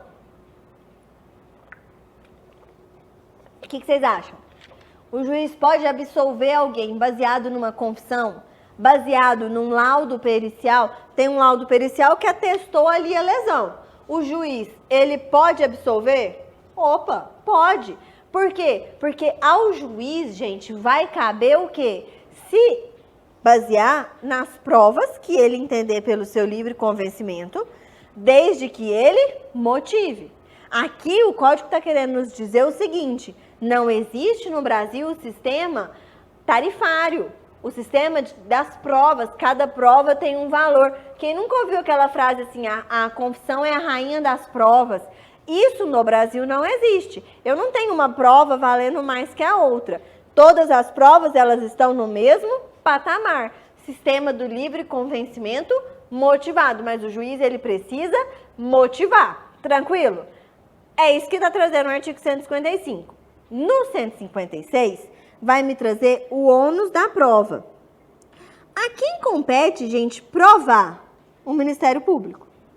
Porque é o Ministério Público que está alegando. O Ministério Público que está te acusando. Então não vai ser agente de defesa que tem que provar alguma coisa. Se o Ministério Público que está alegando, se o Ministério Público que está aqui denunciando, ele que vai lá e prove isso. Agora, cuidado. Vai caber à defesa excepcionalmente provar o que ela estiver alegando quando? Vem cá, ó. Se a gente estiver falando da existência de excludentes de licitude, o que é excludente de licitude? Legítima defesa, estado de necessidade, estrito cumprimento do dever legal, exercício regular do direito. Ou ainda culpabilidade, ou então punibilidade. Vim punibilidade agora em ação penal, hein? Decadência, perdão, perempção e renúncia. Parei de apagar aqui, senão não dá para vocês enxergar, né? Extinção da punibilidade. Tranquilo? No 157, vai me trazer as provas ilícitas. O que eu quero lembrar com vocês sobre provas ilícitas? Que se eu tiver provas ilícitas no meu processo, elas devem ser desentranhadas. E a decisão que deixei até aqui, ó. A decisão que determina o desentranhamento da prova ilícita, ela é irrecorrível. E o juiz que conheceu dessa prova, ele não poderá proferir sentença. Aqui nas provas ilícitas, eu quero que vocês lembrem uma coisa, que é a única coisa que vocês lembram de processo penal. Teoria da árvore dos frutos envenenados. Então, presta atenção. Se a FGV te fala o seguinte, que nós vamos ver que interceptação telefônica é cláusula de reserva de jurisdição. Ou seja, só o juiz pode deferir interceptação telefônica. Mas o delegado não pediu essa interceptação telefônica para o juiz. O delegado, então, fez a interceptação telefônica sem autorização judicial. Prova ilícita? Prova ilícita. Mas nessa interceptação telefônica, ele descobriu que tinha uma testemunha-chave. Melhor, que tinha essa mercadoria apreendida, essa mercadoria que ia ser apreendida, essas drogas, elas estavam aonde? Num galpão. Para ele entrar nesse galpão, o que ele precisa? Do mandado de busca e apreensão. Mandado de busca e apreensão, que nós vamos ver que também é cláusula de reserva de jurisdição, só o juiz pode deferir mandado de busca e apreensão. Tá, beleza. Aí o que acontece? Para ele entrar no galpão, ele pede para o juiz o mandado de busca e apreensão. O juiz defere o mandado de busca e apreensão, ele entra no galpão, faz a apreensão da droga e aí o Ministério Público oferece denúncia pelo crime de tráfico de drogas. O que você, advogado, vai alegar? Eu tenho prova desse crime? Essa mandado de busca e apreensão, por mais que seja uma prova secundária lícita, ela se adveio da onde? De uma interceptação telefônica ilícita. Então, ela é prova ilícita por derivação. Teoria da árvore dos frutos envenenados, nós não podemos nos utilizar dessa prova. Tranquilo? Só para lembrar isso, tá? Então, vem. Aí, eu já entro com vocês em meios de prova. E aqui, gente, esse artigo do Código de Processo Penal, nossa, ele é tão importante. Ele vai me trazer que crimes não transeundes. O que são crimes não transeundes? Crimes que deixam vestígio, é obrigatório o exame de corpo de delito. Gente, eu preciso fazer exame de corpo de delito se o crime me deixa vestígio. Lembra que eu falei para vocês lá em inquérito, que se a gente chegar para o delegado e falar, doutor, requisita as câmeras, porque você vai ver que meu cliente não estava lá, o delegado ele pode se negar. Mas se você chegar para o delegado e falar assim, doutor, requisita aqui o exame de corpo de delito dessa vítima, porque ela está com uma lesão corporal, ela está com um roxo aqui no braço, precisa fazer a perícia. O delegado ele pode se negar? Não. O exame de corpo de delito é obrigatório em crimes não transeundes. O que é crimes não transeundes? Crimes que deixam vestígio. Então, se eu tenho um furto qualificado, por exemplo, mediante arrombamento, o arrombamento não deixou vestígio, eu preciso fazer o quê? A perícia. Se eu não faço a perícia, eu posso ser condenado por furto qualificado? Não.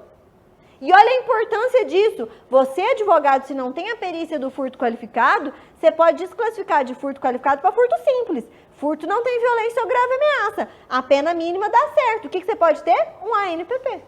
Respondeu na cesta básica. Então, crimes não transeunde, crimes que deixam vestígio, é obrigatório o exame de corpo de delito.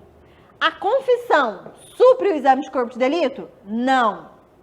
Eu preciso do exame de corpo de delito. Quantos peritos eu preciso ter para fazer o exame de corpo de delito? Grita um. Um perito. Por que vocês põem dois na prova? É um perito. Por que a gente tem em algum lugar na mente esse dois?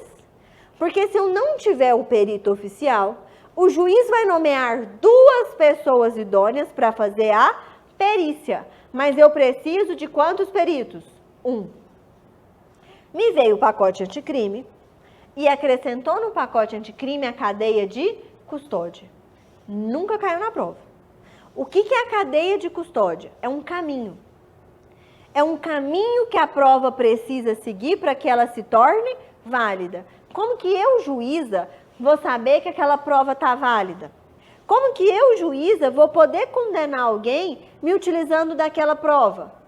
Se ninguém falou que aquela prova é ilícita, então como é que eu posso ter certeza que aquela prova é válida? Através da cadeia de custódia.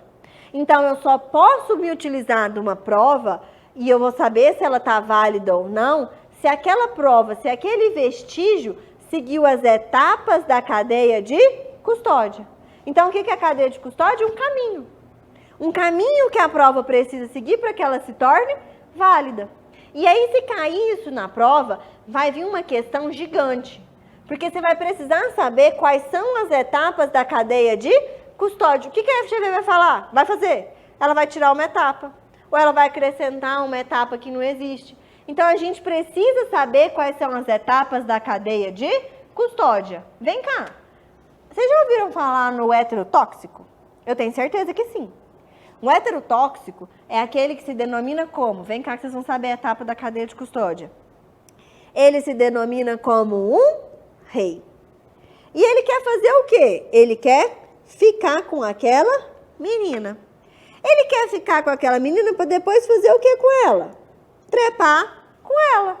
Depois que ele ficou, que ele trepou, que ele conseguiu o que ele queria, o que ele vai fazer? Descartar. Então, isso aqui são as etapas da cadeia de custódia. Presta atenção, vem cá. Isso aqui é um cartucho de bala. É um vestígio. O que você vai fazer? Primeira coisa, reconheci que isso aqui é um vestígio. Sabe NCSI, série americana? É cadeia de custódia. Igual. Viu que é um vestígio. O que você vai fazer com isso aqui? Você não vai passar uma fitinha amarela? Você não vai isolar para vocês não virem aqui mexer no trem? Gosto de pegar nos trem, nunca vi, pegar na prova, pegar no vestígio. Não. Então, eu reconheci que é uma prova, que é um vestígio. Eu vou passar a fitinha amarela, eu isolei. Depois que eu isolei, então eu reconheci, eu isolei, o que eu vou fazer? Fixar. O que é fixar? é descrever. Opa, realmente é um cartucho de bala calibre 90 que está virado a 40 graus, provavelmente disparado. Fixei, eu descrevi.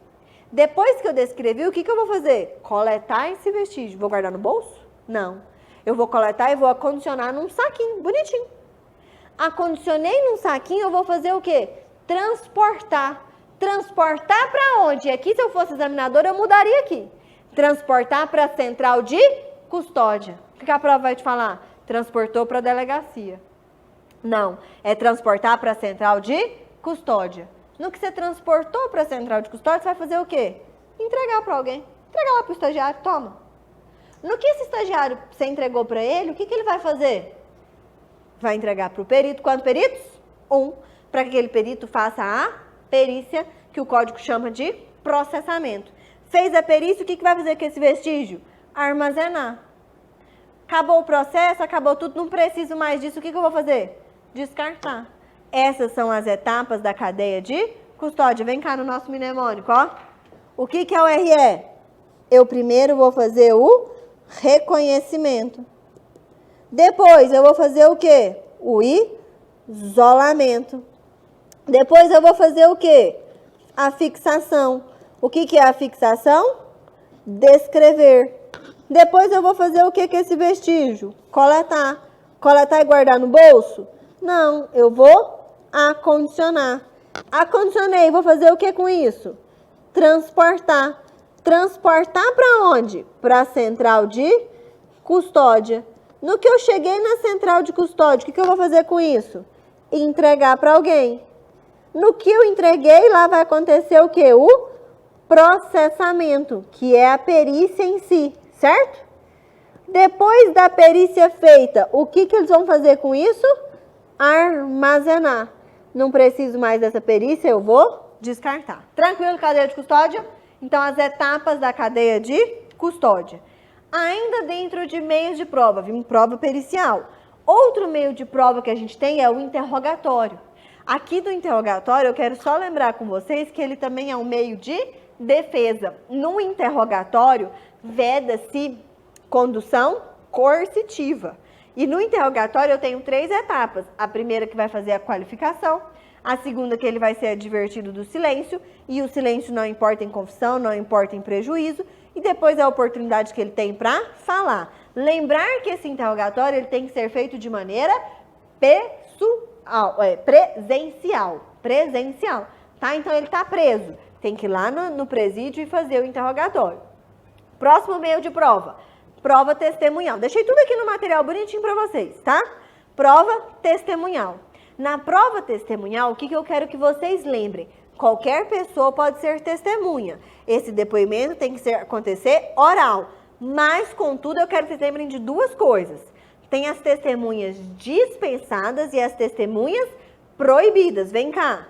As testemunhas dispensadas são quem, gente? Os parentes do réu.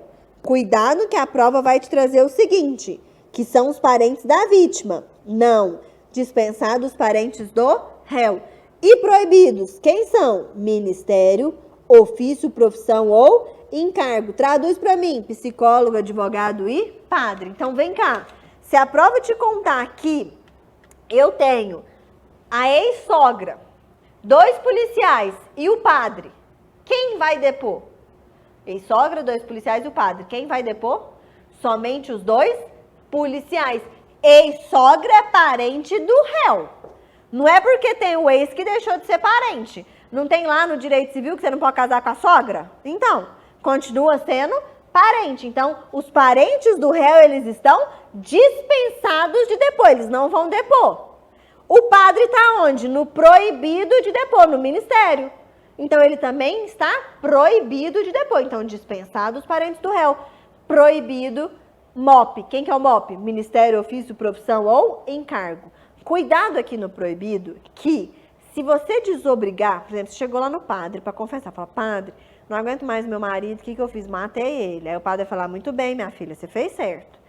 Você acabou de confessar para o padre. Aí você fala, padre, faz o que você quiser que essa informação está nas mãos de Deus. Você desobrigou o padre, certo? O padre ele é proibido de depor, mas o que você acabou de fazer? Desobrigar ele. Faz o que você quiser com essa informação, está nas mãos de Deus. Você desobrigou o padre. O padre pode ir lá e depor? Pode, se ele quiser. Mas e se ele não quiser? Ele não precisa. Então, cuidado com isso nas testemunhas. As que são dispensados, parentes do réu, e os proibidos, tá? Ainda em meio de prova, eu quero lembrar com vocês reconhecimento pessoal.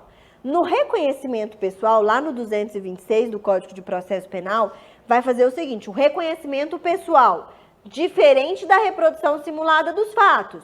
No reconhecimento pessoal, o réu tem que ir? Tem. Por quê? Ele faz alguma coisa? Não, ele fica lá parado. Quem que vai reconhecer ele? A vítima.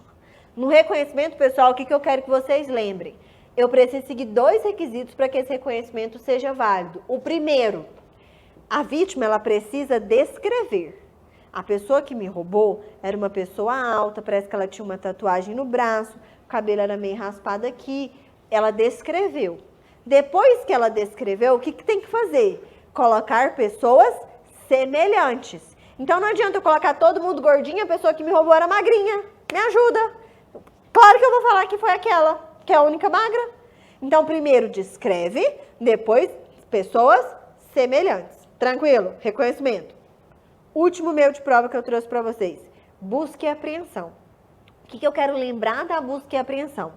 Primeiro, busca e apreensão é reserva de jurisdição. Só o juiz pode deferir busca e apreensão. Pode ter um mandado de busca e apreensão cumprido agora? São 4h17. Pode? Pode. Pode ter. Porque estamos de dia. O que o STJ entende? Sol raiando, sol, luz solar. Então, o mandado de busca e apreensão tem que ser cumprido de dia. Posso cumprir de noite? Não. Somente de dia. A busca e apreensão pessoal, ela pode ser cumprida a qualquer hora do dia e da noite, desde que a gente esteja falando de fundadas suspeitas de que aquela pessoa está portando alguma coisa ilícita. Ainda dentro de busca e apreensão, quando é que eu posso ingressar na casa de uma pessoa às 3 da manhã sem mandado de busca e apreensão? Eu sempre gosto de brincar com vocês, aos finais de semana. O que é aos finais de semana? Eu posso ingressar na casa de uma pessoa quando eu estiver em flagrante. Ou ainda quando eu estiver em desastre ou para prestar socorro. Tranquilo? Bora fazer questão de prova, vem. Oswaldo foi denunciado pela prática do crime de estelionato em coautoria com Flávio. Durante a instrução processual, o juiz ouviu 3 testemunhas de acusação. E uma delas, Fabiana, apresentou versão conflitante com as apresentadas pela defesa.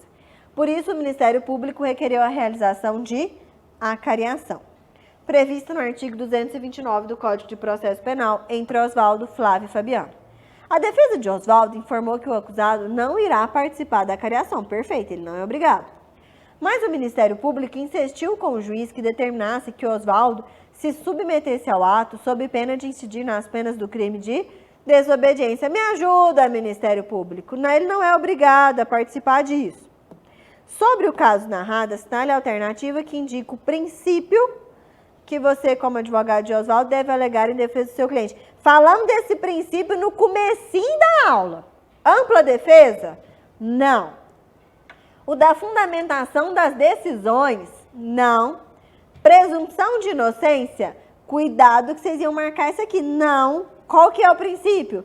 O princípio da não autoincriminação ou também do nemo tenero si detegere, porque veda-se a produção de provas contra aquela pessoa. Não se submete à produção de provas que exige a participação ativa do denunciado. Tranquilo. 2. Francisco foi preso em flagrante logo após a prática de um crime de furto, qualificado pelo rompimento de obstáculo. Agentes públicos compareceram ao local dos fatos e constataram, por meio de exame pericial, o arrombamento do fecho da janela que protegia a residência de onde os bens foram subtraídos. Então, aqui eu tenho um vestígio, parece que foi feito o exame pericial.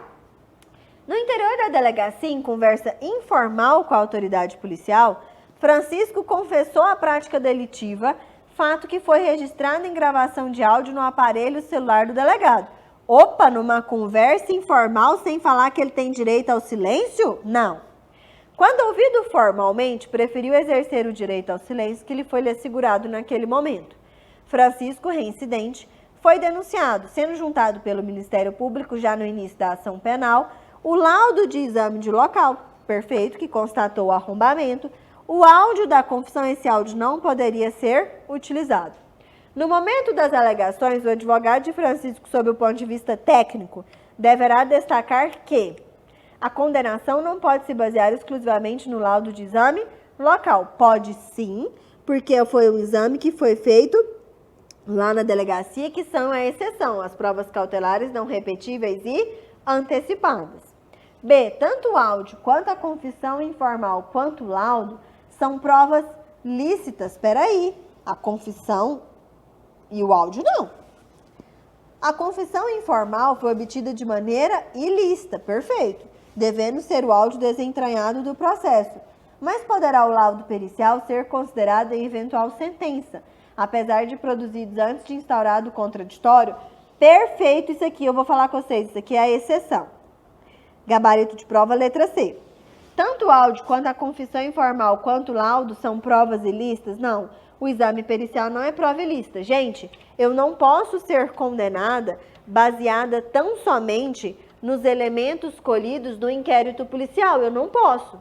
Mas se for uma prova cautelar não repetível e antecipada, eu posso sim, porque são aquelas provas que precisam ser feitas naquele momento, como, por exemplo, o exame de corpo de delito. Não tem como eu pegar esse exame de corpo de delito, esse roxo, se eu não fizer ele agora, como é que eu faço ele lá na frente? Não tem jeito. Então, eu posso me utilizar, sim, desse exame de corpo de delito, tá? Tranquilo? Vamos agora falar de prisões? Nós estamos acabando, falta procedimento e depois recurso. Em prisões, o que eu quero lembrar com vocês? Se eu estiver tratando, pensa que você não sabe nada de recurso, mas se aquela prisão, você não sabe nada de prisão, se aquela prisão ela foi ilegal, eu quero que vocês lembrem assim, ó, de prisão ilegal cabe relaxamento de prisão. De prisão ilegal cabe o quê? Relaxamento de prisão. Se eu tenho flagrante legal, o que cabe? Liberdade provisória.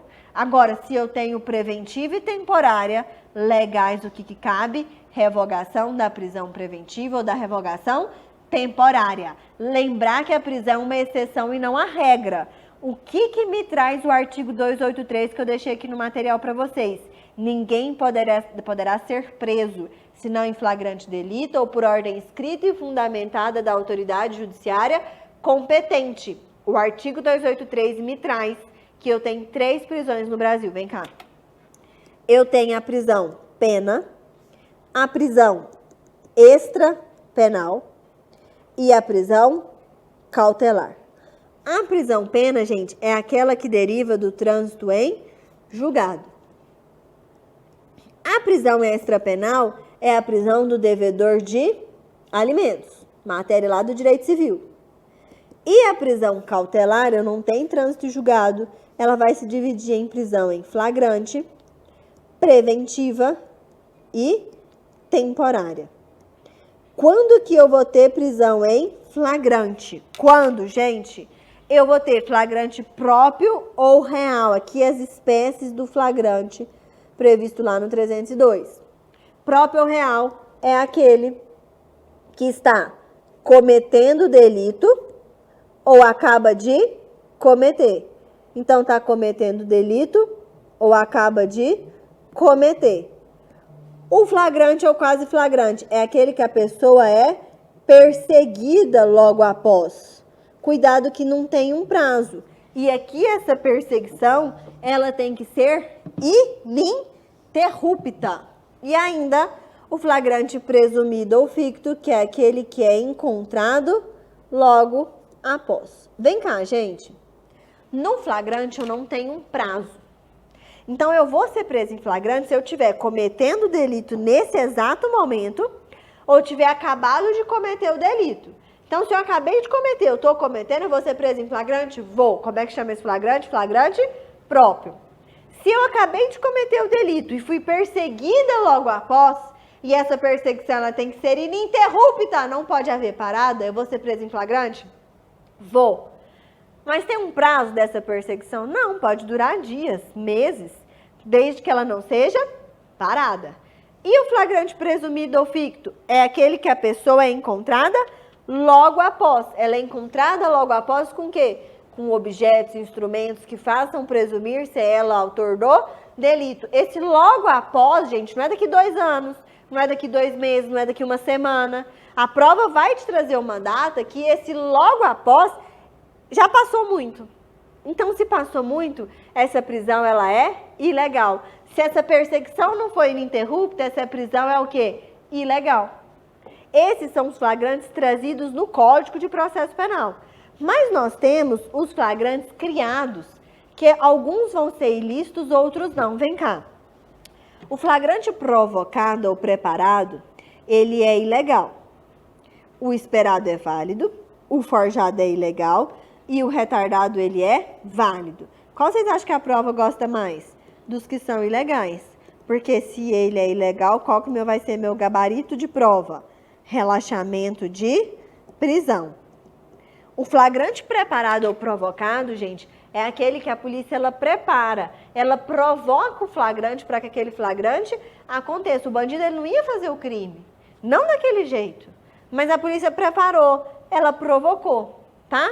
O flagrante esperado, diferente do preparado, ninguém provoca, ninguém prepara aquele bandido para fazer o crime.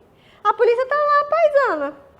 Uai, se eles vierem aqui, se o crime for realmente hoje, quando eles chegarem, nós estamos aqui a paisana e prendemos todo mundo. Eu estou esperando, mas o crime ele pode ou não acontecer. Flagrante esperado, ele é válido. No flagrante preparado ou provocado, cuidado. A polícia provoca, ela prepara para que aquele crime aconteça. O crime acontecer, ela vai lá e prende todo mundo. Esse flagrante é ilegal. Se esse flagrante é legal, qual que é o nosso gabarito de prova? Relaxamento de prisão. Então, cuidado com o flagrante preparado, ele é ilegal. O flagrante esperado, ele é legal. Ainda, o flagrante forjado é aquele que a polícia, ela forja, ela planta ali o crime para que ele aconteça. Ela para, então, alguém numa blitz. Aquela pessoa, ela tá certinha, não tem nada errado com ela. A polícia fala, uai, e esse tablete de maconha aí no seu carro? Tava aí? Não, não tava. Mas eles colocaram, eles forjaram para fazer o quê? Te prender em flagrante por tráfico de drogas. Esse flagrante, ele é ilegal, tá? E o flagrante retardado é aquele que a polícia, ela retarda o momento da prisão. Ele é válido? É também chamado de ação controlada. A PRF sabe que está passando um caminhão na barreira de Tumbiara carregado de drogas. Ela para? Não. Ela retarda o momento para que possa ocorrer a prisão desse caminhão onde? Lá em Mato Grosso. Porque lá em Mato Grosso ela vai conseguir desmantelar a organização criminosa. Tá vendo que ela podia ter parado? Mas ela não parou. Ela retardou o momento. Tranquilo? Isso é prisão em flagrante. Dentro de prisão preventiva, nós estamos nas 3 prisões cautelares. Na prisão preventiva, o que eu quero lembrar com vocês? Que a gente precisa, para ter prisão preventiva, 3 requisitos. Vem cá que eu deixei anotado já. Eu preciso ter, primeiro, justa causa, que é indício de autoria e prova da materialidade. Depois, eu preciso ter o 312. O que é o 312? É o que vocês já sabem. Garantia da ordem pública, garantia da ordem econômica, conveniência da instrução criminal, para assegurar a aplicação da lei. Resume. Ele vai fugir, ele está ameaçando testemunha, ele está ameaçando a vítima, ele tem uma folha de antecedentes criminais lotadas de crime. Então, para preventivo, o que eu preciso ter? Primeiro, justa causa. Depois, mais um desses requisitos do 312. Está fugindo, está ameaçando testemunha e precisa ter o 313. Vem cá. O que me fala o 313? Primeiro, o crime precisa ser doloso, punido com pena privativa máxima superior a 4 anos. Falou igual? Não. É máxima superior a 4 anos.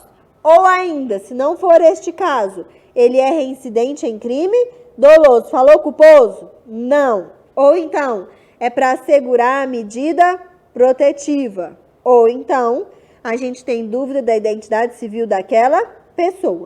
Preventiva, lembrar desses requisitos aqui. Por favor, tá? Tira um print aí. Já a prisão temporária, que é a outra medida cautelar, a outra prisão cautelar, ela está prevista numa lei especial, na 7.960, ela só pode acontecer no âmbito das investigações. Então, se a questão te trouxer que tem denúncia, que tem ação em curso, eu posso ter temporária? Não, porque é somente no âmbito do inquérito policial. Ainda, preventiva não tem prazo, temporária tem. 5 dias, prorrogáveis por mais 5. Ou ainda, 30 prorrogáveis por mais 30, se for caso de crime hediondo. E o delegado, após esse prazo, imediatamente ele tem que soltar. O preso, ele precisa ficar separado dos demais. Qual que é esses demais? O preso preventivo, e precisa ter esse rol específico aqui. Tranquilo? Então, vamos fazer questão? Ó, bora lá. Questão 1. André, primário, subtraiu o computador de Gustavo, enquanto este estava distraído em via pública em uma sexta-feira. Na terça-feira da semana seguinte, após consultar as câmeras de vigilância, Gustavo identificou André como responsável pela subtração e acionou a Polícia Civil, que, com base nas declarações de Gustavo, abordou André em via pública e com ele encontrou o computador subtraído dias antes. André foi preso em flagrante pelo crime de receptação, certo? Pelo de roubo não poderia ter sido, né? Ou de furto, né? Na modalidade de conduzir produto de furto. As penas do furto e da receptação são de 1 a 4 anos. Como advogado de André, assinale a alternativa correta. Letra A. Deverá ser postulado o relaxamento da prisão em flagrante, porque André praticou apenas o delito de furto, crime de natureza instantânea inexistindo situação flagrancial. Gente, vem cá. O André, ele foi pego aonde? Em via pública, e com ele encontrou o computador que havia subtraído. Que crime é esse? Receptação. Então, o de furto ele não poderia ser preso, não. Mas ele foi preso pelo crime de receptação. Então, tá certo. Então, deve ser postulado o relaxamento de prisão em flagrante porque André praticou apenas o delito de furto? Não. Deve ser postulada a liberdade provisória, pois não obstante ter praticado 2 delitos em concurso material, ainda assim é cabível a suspensão condicional do processo? Deixa sair. André praticou o delito de furto em concurso formal com receptação, o que autoriza a prisão em flagrante pelo delito de natureza permanente, mas é cabível a liberdade provisória mediante fiança? Deixa essa aqui. André praticou apenas o delito de receptação, cuja pena máxima é igual a 4 anos, e por isso não é cabível a prisão preventiva, devendo ser postulada a liberdade provisória? Perfeito, gente. Por quê? Primeiro, ele praticou apenas o delito de receptação, nós concordamos. A pena é igual a 4 anos. Olha aqui, só pode decretar preventiva se for uma pena máxima. Então, não pode decretar preventiva nesse caso. Por isso, não é cabível a prisão preventiva, devendo ser postulada a liberdade provisória, porque a liberdade provisória é quando a prisão está certa. Letra B. Deve ser postulada a liberdade provisória, pois não obstante ter praticado 2 delitos em concurso material, ainda assim é cabível a suspensão condicional do processo. Não vai ser cabível a suspensão condicional do processo, porque vai somar as penas, tá? André praticou o delito de furto em concurso formal com receptação, o que autoriza a prisão em flagrante pelo delito de natureza permanente? Não, gente, não, tá? Próxima questão de prisão. No dia 10 de julho de 2020, Pedro, primário, é preso em flagrante delito comercializando êxtase em uma rua do bairro onde mora. Com ele são apreendidos 50 comprimidos e dinheiro em espécie. Assim, é imediatamente conduzido à delegacia, onde no mesmo dia é lavrado auto de prisão em flagrante pela prática do crime previsto no artigo 33. O laudo toxicológico provisório atesta que a substância consta da lista de substâncias proscritas. Feitas as comunicações devido, o auto de prisão é remetido ao juiz competente e, desse modo, no dia 11 de julho, passado 23 horas da prisão, porque depois passado 23 horas da prisão, porque a audiência de custódia ela precisa ser realizada no prazo de 24 horas. Pedro é apresentado à autoridade judicial. A audiência é realizada sem a presença do órgão do Ministério Público. E após entrevistar o preso e ouvir os requerimentos da defesa, o magistrado homologa a prisão em flagrante, que é convertida em preventiva, sob os fundamentos de que existe risco à ordem pública na liberdade do... Ah, gente, eu tô lendo a questão e vocês estão boiando aí. O que o juiz fez? Ele converteu uma prisão de ofício. Por quê? Porque aqui, ó, sem a presença do Ministério Público. Gente, de prisão eu quero que vocês levem comigo nesse finalzinho. Juiz não decreta prisão de ofício, juiz não decreta prisão de ofício, juiz não decreta prisão de ofício. Se a prova te falar, o MP não requereu, o delegado não requereu, o assistente de acusação não requereu, o MP não estava na audiência, o juiz, mas está presente os requisitos. Problema, ninguém requereu. O juiz não pode decretar prisão de ofício. O que ele fez? Decretou prisão de ofício. Se ele decretou prisão de ofício e ele não pode, essa prisão ela se torna ilegal. Qual que vai ser nosso gabarito de prova? Se a prisão é ilegal? Relaxamento de prisão. Então vem, letra A. A prisão deve ser relaxada? Perfeito. Em razão da inobservância do prazo? Não. O prazo foi realizado certo, menos de 23 horas. E a audiência de custódia ela tem que acontecer em 24. A medida deve ser substituída por medida cautelar diversa da prisão? Não, porque essa medida cautelar só vai acontecer se a prisão for legal. A prisão deve ser relaxada? Perfeito. Ante a ausência do pedido do MP e concedida prisão domiciliar? Não, nem me falou se ele tem, se cabe os requisitos da prisão domiciliar. D. A prisão deve ser relaxada, perfeito, pois o magistrado não poderia, diante da ausência do pedido do parquê, ter convertido a prisão em flagrante em preventiva, perfeito. Gente, vem cá, eu quero que vocês levem de prisão o seguinte: juiz não decreta prisão de ofício. E eu preciso lembrar da prisão preventiva. Os requisitos têm que ter do 313. Abre o vadimeco aí, larga de preguiça e lê o 313 para vocês não esquecerem, tá? Último ainda de prisão, que eu quero ler com vocês, para a gente ir para recursos. Olha aqui. Durante escuta telefônica devidamente deferida para investigar organização criminosa destinada ao contrabando de armas, policiais obtiveram a informação de que Marcelo receberia naquele dia grande quantidade de armamento que seria depois repassada a Daniel, chefe de sua facção. A polícia preparou, investigou alguma coisa? Não, ela está só acompanhando. Diante dessa informação, os policiais se dirigiram até o local combinado. Após informarem o fato à autoridade policial, que o comunicou ao juiz competente, eles acompanharam o recebimento do armamento por Marcelo, optando por não o prender naquele momento. Eles poderiam fazer isso? Poderiam, pois aguardariam que ele se encontrasse com o chefe da sua organização para então prendê-lo. De posse do armamento, Marcelo se dirige ao encontro de Daniel e lhe repassa as armas contrabandeadas, quando então ambos foram surpreendidos e presos em flagrante pelos policiais que monitoravam a operação. Gente, vem cá. O que aconteceu aqui? Não é o flagrante retardado? A polícia não retardou? A polícia não deixou passar aquele flagrante? Esse flagrante, ele é válido ou inválido? Ele é válido. Então, nosso gabarito de prova. Esse flagrante é ilegal? Não. Ele é legal. É o flagrante preparado? A polícia preparou, instigou alguém? Não. E ainda mais, o flagrante preparado, ele é ilegal. Então, nosso gabarito de prova, letra C, esse flagrante, ele é retardado. Gente, vamos agora, eu quero falar com vocês sobre recursos.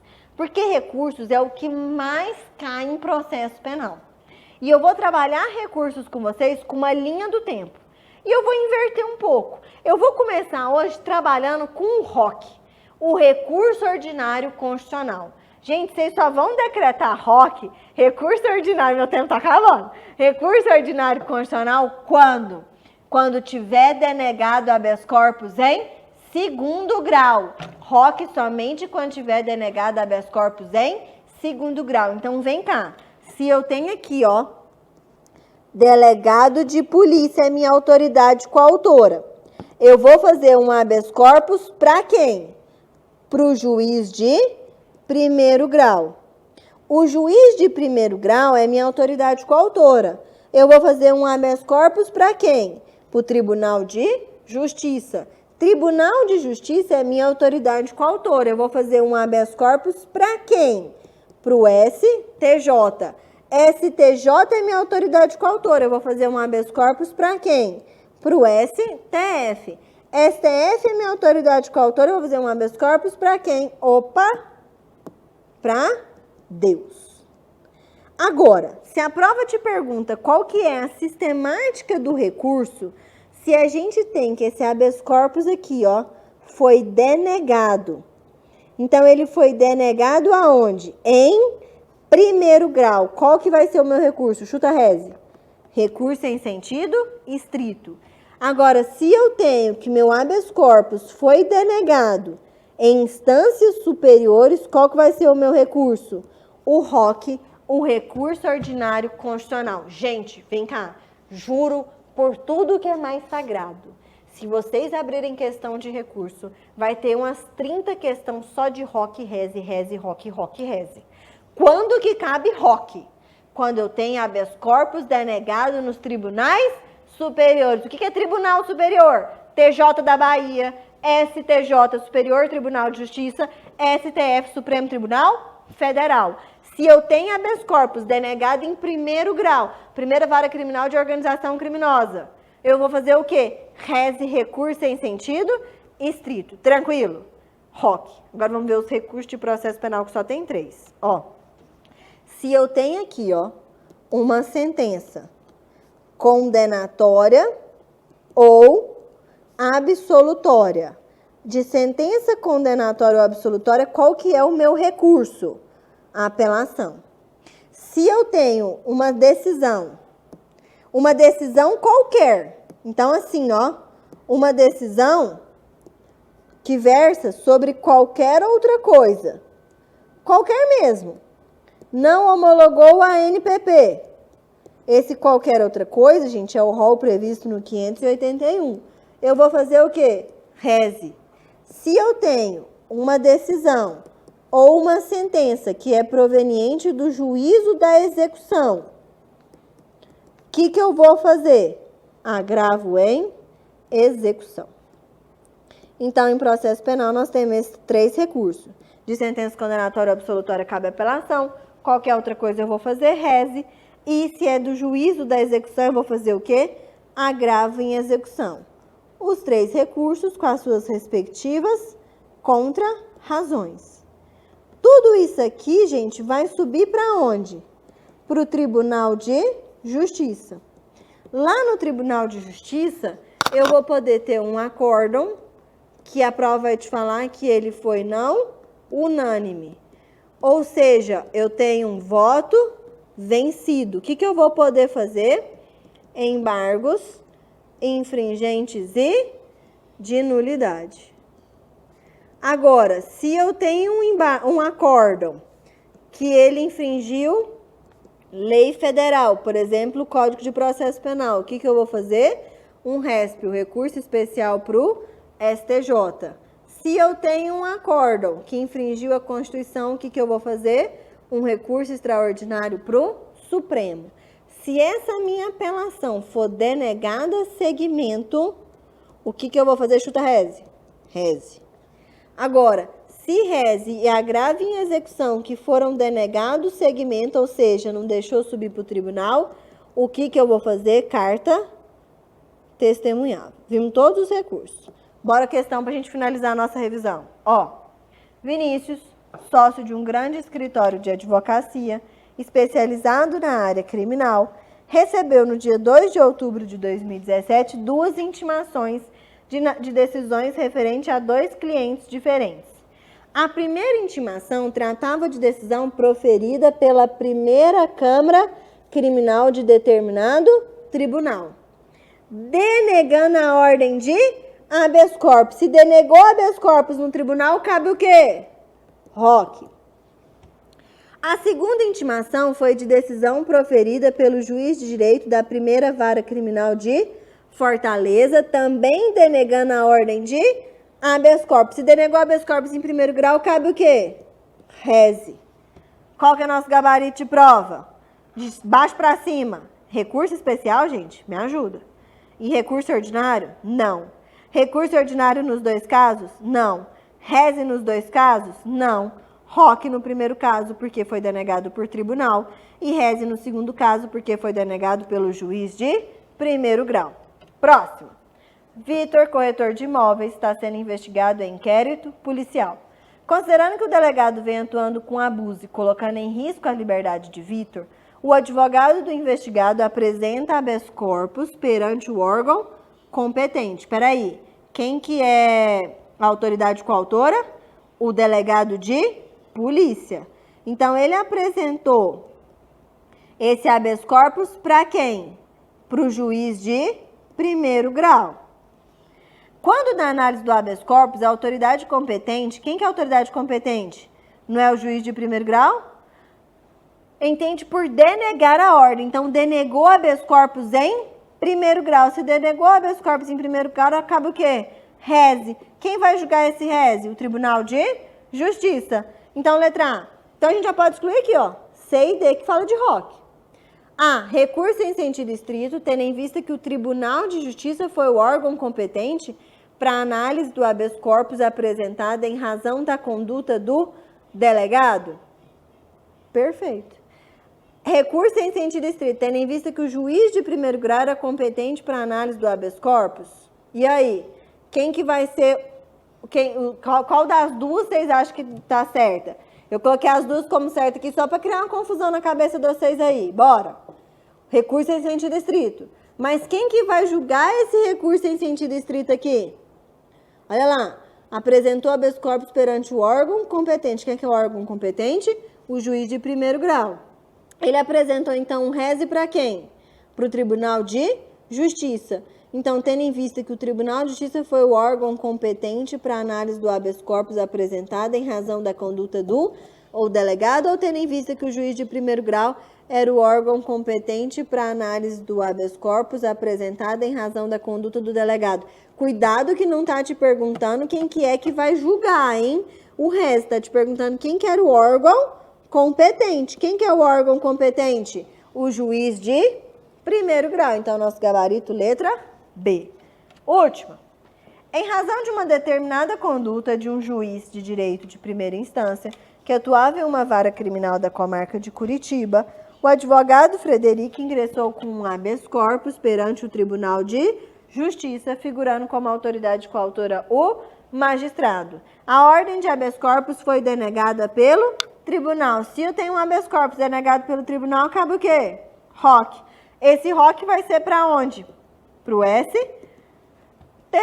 Qual que é nosso gabarito? Letra B. Um recurso ordinário constitucional para o STJ. Gente, de recurso, eu fixei hoje com vocês o ROC.